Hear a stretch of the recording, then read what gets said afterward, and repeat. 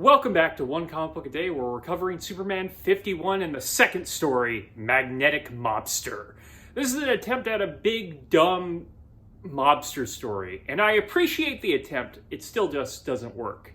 And if you're wondering if I'll ever like a mobster story, I am of course ahead while reading these, like 10 or so issues, and I just read maybe one of the best Golden Age stories I've read, and it is a mobster story, and I cannot wait to get to that issue. That issue is great. But we're dealing with this one right now, and no, this is not great. This involves a mobster who's using a big over-the-top cartoon magnet at the bottom of airplanes to steal police tanks.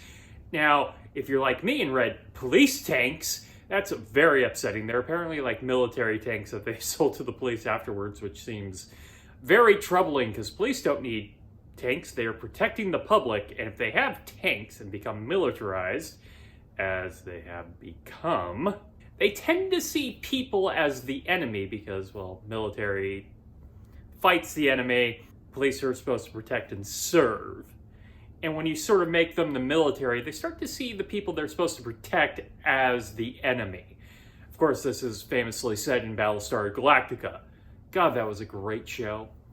So already, I think Superman should be dealing with the police tanks before he deals with the guy stealing the tanks, but to each its own. I mean, them having the tanks started the problem anyways. This is an escalation like Batman works. Man, I really don't want to talk about this issue. So he's been stealing these tanks, and Superman is going to try to stop him, which ends up happening with Superman building his own massive magnet. And that's about it from the plot. There's not a lot to say about this issue.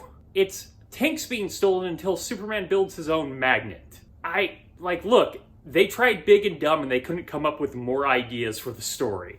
Superman's costume is revealed to be magnetic, so there's some sort of metal in it. I never assumed it was metal, though it is revealed to be bulletproof later. Not just him, the costume is bulletproof. Which I should have assumed by the fact that bullets don't put holes into it when they ricochet off Superman. What am I supposed to do with a mobster story that has nothing going for it? Okay, that is it for Superman 51, Magnetic Mobster. If you enjoyed this video, please like and subscribe, hit the bell icon to get notifications when new videos are up. I do this Monday through Friday, but Fridays is Bat Friday, where I cover a Batman story in either Detective Comics or Batman. And until next time, let's ponder the question, whatever did happen to the Man of Tomorrow? And magnets, how do they work? Okay, have a great day.